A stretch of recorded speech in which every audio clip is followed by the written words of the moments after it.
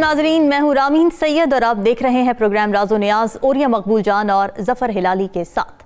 नाज़रीन, पाकिस्तान में बिजली के बड़े ब्रेकडाउन्स की तादाद बढ़ती जा रही है। पिछले 5 सालों में ये तीसरा बड़ा ब्रेकडाउन था। 2021, फिर अब 2023 और इससे पहले 2022 में भी ब्रेकडाउन हुआ था और अब ब्रेकडाउन ने हैट्रिक मुकम्मल कर ली है। सर्दियों में अगर ये हालात है तो गर्मियों में अल्लाह जाने क्या ही होगा, इसका अंदाज़ा लगाया जा सकता है।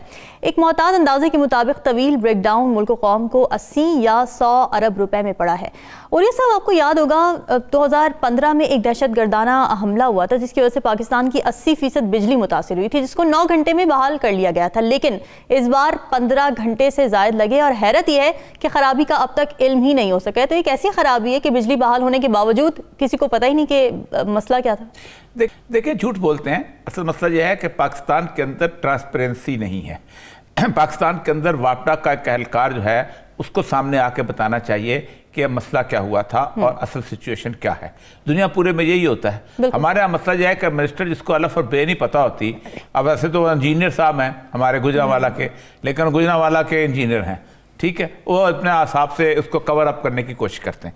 2 चीज़ें हैं बुनियादी तौर पर जिसकी वजह से ये सारा मामला बनता है। एक देखो, दहशतगर्दाना अटैक जब होता है ना, तो आपको पता होता है कि तार कहाँ से गिरी, आप वहाँ जाके तारें इरेक्ट करके वो जो पाइलॉन्स होते थे उनको लगा के ठीक कर लेते हैं।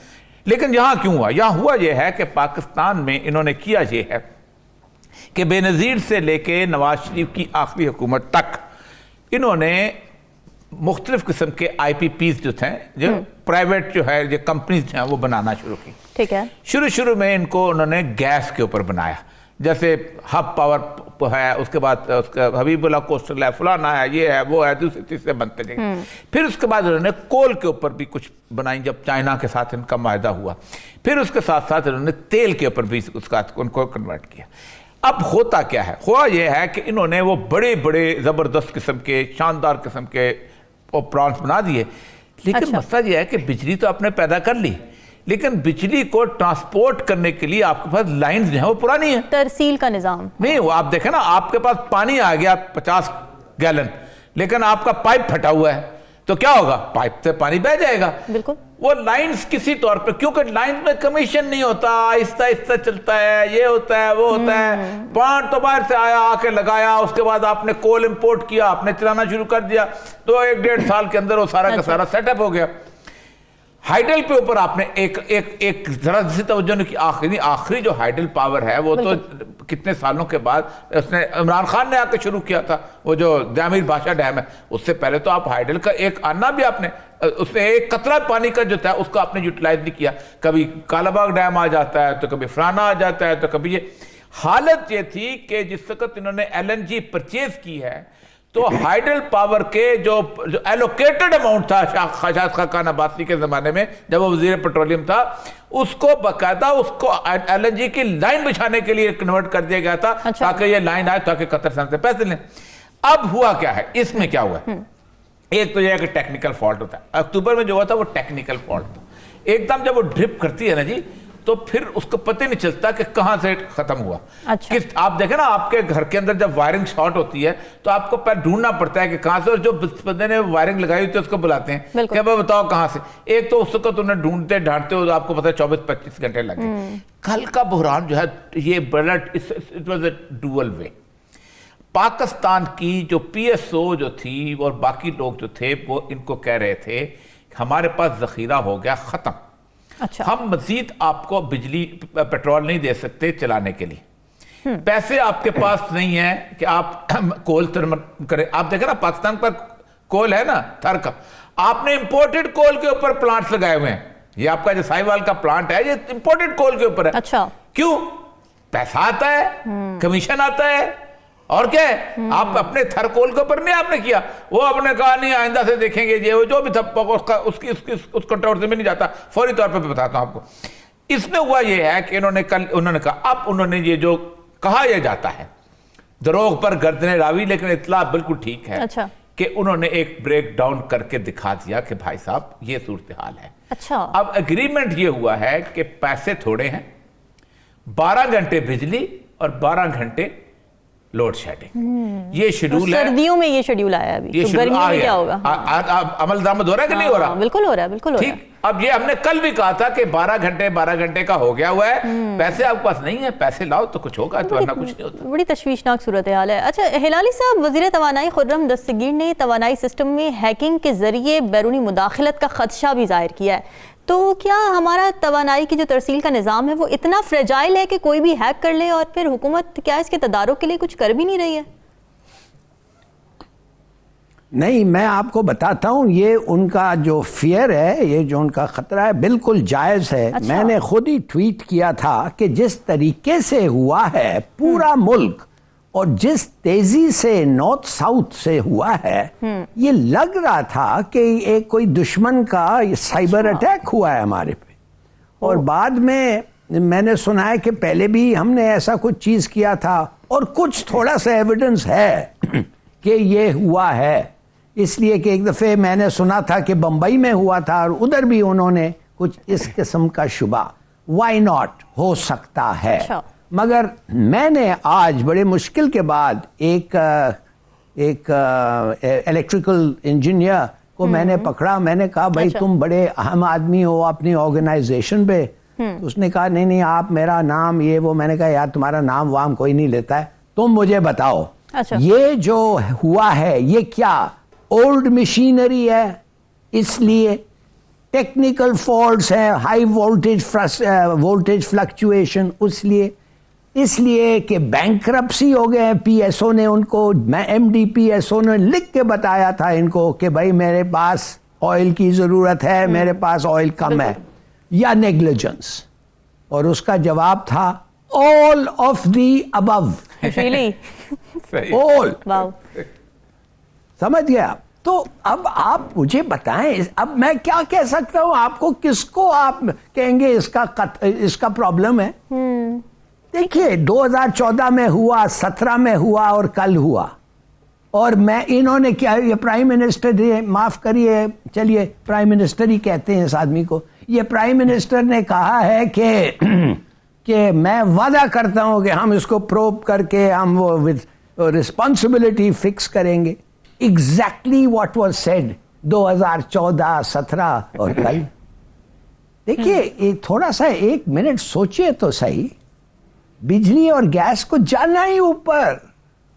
ये अभी ये जो वर्चुअल मीटिंग जो कह रहे हैं आर्या साहब, thank you for the information, ये वर्चुअल मीटिंग इतना शर्मनाक बात है कि उनका पता नहीं कौन बंदा वो लीड करेगा। उनका मैनेजिंग डायरेक्टर नहीं आ रहा है आईएमएफ को लीड करने, उनका पता नहीं कौन डिप्टी सेक्रेटरी लीड करेगा। इसलिए बात करने का तो कुछ है ही नहीं। उन्होंने कह दिया है कि जब तक ये कंडीशंस जो आपने वादा किए हैं अप्रूव नहीं करते, उस वक्त तक हमें आना ही फजूल है।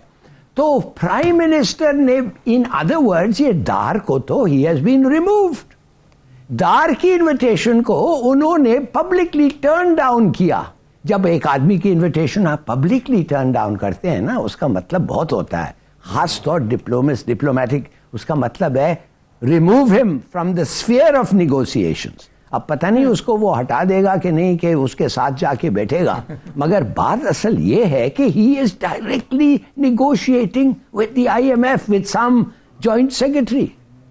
बड़ी अफसोस की बात है। अच्छा, और वो होगा क्या? देखिए उन ने कहना है भाई बिजली और गैस जो तुमने एग्री किया है। और रामीन, सबसे अफसोस की बात यह है कि ये जो 10 डैम्स ये इमरान खान ने वादा किया था और जिसमें कुछ में कुछ काम भी शुरू हुआ है, ऑल वर्क हैज स्टॉप्ड। हम तो वी आर हेडेड फॉर तबाही। वैसे पानी की भी कमी है और फूड का भी आप देख रहे हैं क्या हो रहा है।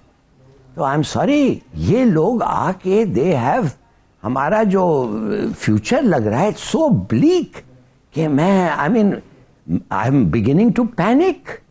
अगर कल ये बात फैसला नहीं हुआ और उनकी टीम नहीं आई या उनकी एग्रीमेंट नहीं हुई, वो ट्रांच नहीं मिला, और अगर वो ट्रांच मिल जाए फिर 6-8 बिलियन दोस्तों से मिलेगा, including China and UAE and Saudi Arabia, तो वी आर फिनिश्ड। वैसे 20 दिन के एक्सपोर्ट्स के लिए ये सब फिगर्स जो हैं, मैं पब्लिकली कह रहा हूं, this is official figures. 4.6 billion is only 3 weeks imports. 22 दिन। तो पता नहीं क्या होने वाला है। बड़ी अफसोस की बात है कि इस किस्म के लोग हमारे मुल्क को ऐसे वक्त पे they are leading the country. ठीक है। अच्छा ओरिया साहब, पहले सालों में ये देखा गया था कि तकनीकी खराबी होती थी, कुछ घंटों बाद मामला हल हो जाता था, फिर लाइट आ जाती थी, लेकिन अब पिछले 2 सालों से ये तवातुर से देखने में आ रहा है। तो जो भी आने वाली हुकूमतें होती हैं, जो बरसर इख्तिदार आती हैं, वो वादे और दावे तो करती हैं कि जी बिजली के निज़ाम में बेहतरी लाई जाएगी, लेकिन कुछ होता नहीं है। आखिरी दफ़ा जो बेहतरी हमने देखी थी वो 2017 में देखी थी पावर सेक्टर में, तो उसके बाद कुछ हुआ नहीं। देखिए 2017 में भी उससे पहले थी। मसला सारा पता है क्या है, जो बात हिलाली साहब ने की है और बात बड़ी खौफनाक है। मैंने अभी उनको, जब मैं प्रोग्राम में आ रहे थे, हम बता रहे थे कि पाकिस्तान का प्राइम मिनिस्टर आज रात को IMF के साथ वर्चुअल मीटिंग जो है वो कर रहे हैं, और उसके अंदर कोई डिप्टी डायरेक्टर साहब टाइप चीज बैठा होगा। अच्छा। और कतर से सागदार साहब शामिल होंगे। और असल मसला वो ऑल अबव जो उन्होंने कहा, ऑल अबव जो है कि ये सारी चीजें इसके अंदर शामिल हैं। अच्छा। ये छोटा सा टेक्निकल मामला नहीं है। टेक्निकल मामले को कहीं ना कहीं तो आप कंट्रोल कर सकते हैं ना, कहीं ना कहीं तो। देखिए पाकिस्तान का जो पूरे का पूरा सिस्टम है ना, ये डिजिटलाइज नहीं है। पाकिस्तान का सिस्टम मैनुअल है। बड़ा मसला है। इतनी बड़ी बड़ी ऊंची ऊंची तारें हैं, स्वाय चंद एक डिफेंस के या 4 एक बैरियर वहां अंडरग्राउंड है। पाकिस्तान में कौन सी चीज है जो आपका छुपा हुआ हो? आपके जो सारे के सारे जितने भी बड़े बड़े आपके वो हैं, वो जो होते हैं सेंटर जहां से सप्लाई होती है, वो इतने ऑब्वियस हैं, वो दूर से नजर आते हैं। ठीक, वो उनको आग लग जाए तब मुझे याद अच्छी तरह कि आग, उसके नीचे एक बहुत बड़ा ऑयल होता है, बहुत बड़ा ट्रे होती है ऑयल की। अच्छा। ये जो ट्रांसफार्मर्स बड़े बड़े होते हैं ना, उनको उनके नीचे ग्रिड स्टेशन जिनको, अच्छा। उस ऑयल को आग भड़क होती है। एक तो सिबी में भड़की थी और कुछ उनको मुश्किल हो गया था। ऐसे सिस्टम जो है ये वहां पर होता है कि जहां बहुत ज्यादा डिजिटलाइज्ड हो। आप तारें ठीक नहीं कर सके, आप पूरी की पूरी लाइन जो है वो इतनी ऑब्वियस है कि आप जो है वो बंदा ऊपर खड़ा होता है और वो दांत से उसने हाथ से एक पकड़ा होता है अपना, क्या कहते हैं, प्लास पकड़ा होता है, दूसरे हाथ से वो पकड़ा होता है। इन लोगों को हैकिंग होगी कि आप क्या बात करते हैं अजीबोगरीब। ठीक। अच्छा, सबसे बड़ी बात है वो जो बात उन्होंने की है कि पाकिस्तान के अंदर हाइडल पावर के ऊपर कोई तवज्जो ही नहीं की गई। आप सोचें कि पाकिस्तान के अंदर जितना फ्लड आता है, जो फ्लड वाटर है, उसको ना रिजर्व किया गया है, ना प्रिजर्व किया गया है, ना किसी जगह वो करके उसके अंदर से बड़ी आसानी से बिजली पैदा की जा सकती थी। आप अगर कभी जाएं ये जो इसके ऊपर KPK के अंदर, और आपको नारायण में सब, मैं ऐसे 2 साल पहले गया कलाम में। अब कलाम में उन्होंने छोटा सा स्टेशन लगाया हुआ था, पूरे शहर को बिजली फ्री मिल रही थी आज से 3-4 साल पहले, इलेक्शन से पहले। मैंने कहा तुम वोट किसको दोगे? उसने कहा इमरान खान के अलावा तुम वोट किसी को दे नहीं सकते, मुझे तो बिजली फ्री मिलती है। अच्छा, आप सोचें कि इतनी तेजी से जहां पानी नारायण आ रहा है, यहाँ हर शहर के आगे आपको बिजली पैदा करने वाला एक टरबाइन लगनी चाहिए थी, लेकिन नहीं।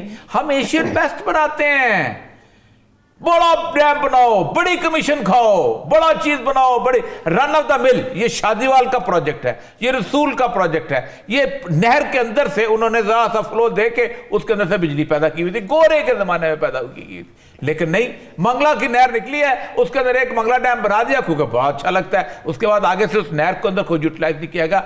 हमारा मामला पता है क्या है?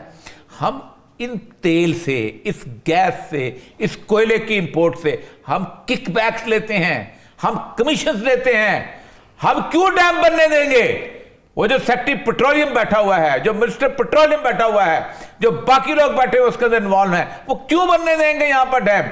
वो क्यों पानी से बिजली बनने देंगे? उनको पता है कि हमारा रिस्क मारा जाएगा। यही वजह है कि पाकिस्तान आज तक इस सारे मामले पता हुआ है। आप सोचें, हमने जो एग्रीमेंट किए हैं उनको उठा के देखें जरा सा।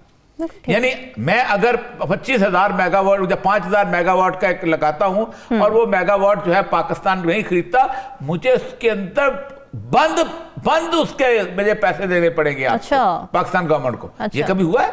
लेकिन हमने किए हुए एग्रीमेंट करिए। ठीक है, कॉन्फ्लिक्ट ऑफ इंटरेस्ट का मामला आप कह रहे हैं। हिलाली साहब, वजीर आजम शहबाज शरीफ जो इस वक्त हैं ब्रेकडाउन की तहकीकात के लिए मुसद्दिक मलिक की सरबराही में 3 रुकनी कमेटी उन्होंने बनाई है, तो क्या तवक्को की जा सकती है खराबी को जड़ से पकड़ा जाए और कोई बेहतर इकदाम भी किया जाए? क्योंकि 2021 में बिजली का जब बड़ा ब्रेकडाउन हुआ था तो इसको बहाल करने में तकरीबन 22 घंटे लगे थे। तब भी वजीर आजम ने तहकीकाती रिपोर्ट मांगी थी, लेकिन रात गई बात गई वाला हिसाब हो गया था। फर्क सिर्फ इतना था कि उस वक्त के वजीर आजम इमरान खान थे। तो कोई अब उम्मीद है कि शहबाज शरीफ की हुकूमत तहकीकात को कुछ आगे बढ़ाएगी और मंतकी अंजाम तक पहुंचाएगी?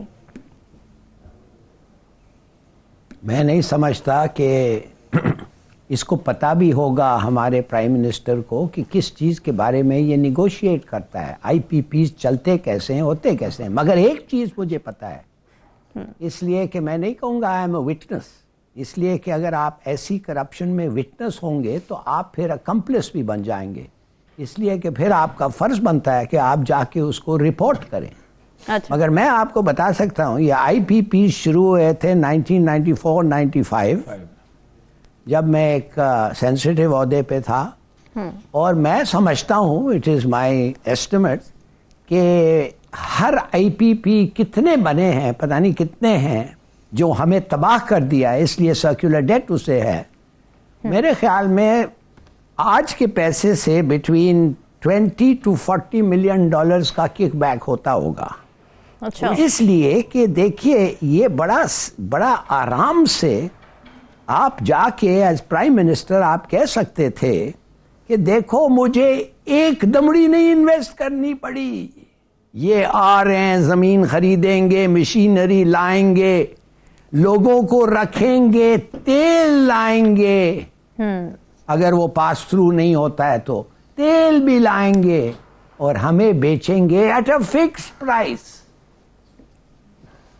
मगर अगर उन्होंने प्रोड्यूस कर सका वो इलेक्ट्रिसिटी और हमने इस्तेमाल नहीं किया तो फिर हमें रिगार्डलेस ऑफ वेदर उसको हम इस्तेमाल करते हैं कि नहीं, वी हैव टू पे, हमने देने।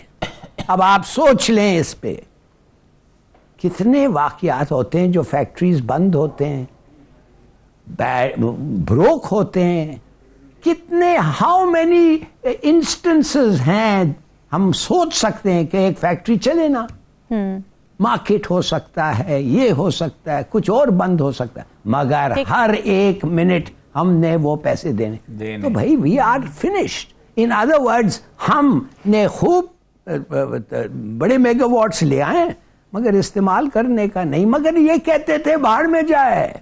अगर हमारी इकोनॉमी ऐसी डायनामिक होती कि प्राइवेट वो जो इंडस्ट्री को लाते और कहते बच्चों ये हम कर रहे हैं, ये तुम्हारे लिए कर रहे हैं, यू बेटर मेक श्योर कि ये बिजली जो वो बना रहे हैं आप इस्तेमाल करके हमें इतने पैसे देंगे, इसलिए कि ये हमने सॉवरेन गारंटी दिया है इनको। Sovereign guarantee means Pakistan will pay, not you, Pakistan will pay. Of course. मैं आपको क्या बताऊं, मैं आपको एक और बताऊं राणा साहब, इसमें एक और खौफनाक चीज है कि हर शुगर मिल जो है ये 50 मेगावाट बिजली जो है ये बना सकती है। 120 के करीब जो शुगर मिल्स हैं हमारे पास, ठीक है। अच्छा। देखो 3-3.5 हजार की मेगावाट की बिजली बनती है, इनको लाइसेंस नहीं दिया जाता रहा। मुझे याद अच्छी तरह, हमारे दोस्त हैं नून शुगर मिल वाले, उनकी कई साल तक एप्लीकेशन पेंडिंग पड़ी रही। क्यों? अगर ये बिजली बननी शुरू हो जाए तो हमारा खाता खत्म हो जाएगा। अच्छा। यानी आप खुद सोचें कि 3000 का हमारा शॉर्टफॉल 2500 का था।